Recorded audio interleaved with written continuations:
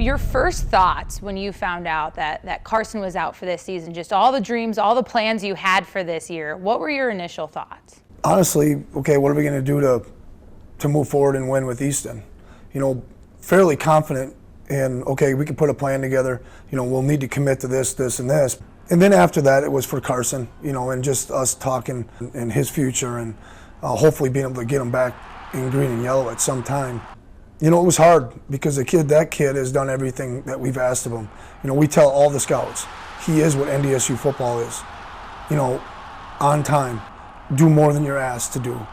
Do it to the best of your ability every day. There's no one that works harder in every individual drill than Carson Wentz. But did you reevaluate a lot of these plays when you had to look at them with a redshirt freshman at the helm? Not necessarily reevaluate. I think we have a pretty good idea, of our system and our plays and what's there and what certain guys can and can't do. It's no different than potentially trying to move receivers into certain spots or asking running backs. So much of what we do is personnel based. When we try to keep pressure, it's like a Chinese fire drill.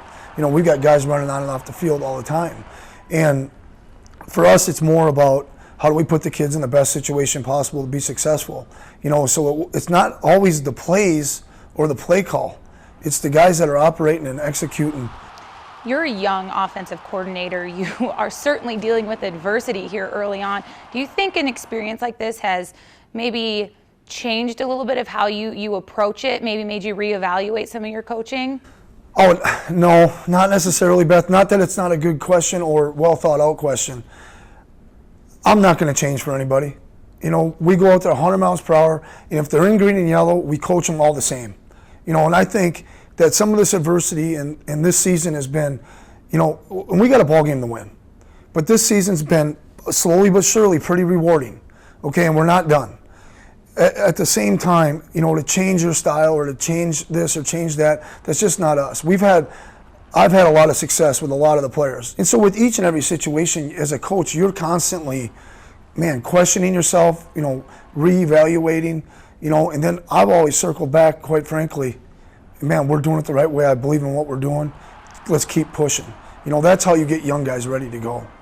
I know you're not going to like this question, but I have to ask. You guys get into the playoffs here. We're hitting that 6-8 week time frame that everyone was given for Carson Wentz. Are you excited to face that challenge and that decision, or is that even a decision? Is this Carson Wentz? If he's healthy and he's 100%, in my opinion, we'll move forward with Carson. That would be my guess. We have not had that conversation because all the emphasis is on going 1-0. Trust in the process, and if we stay true to that, we'll be in the playoffs, and we'll cross that bridge when we get there.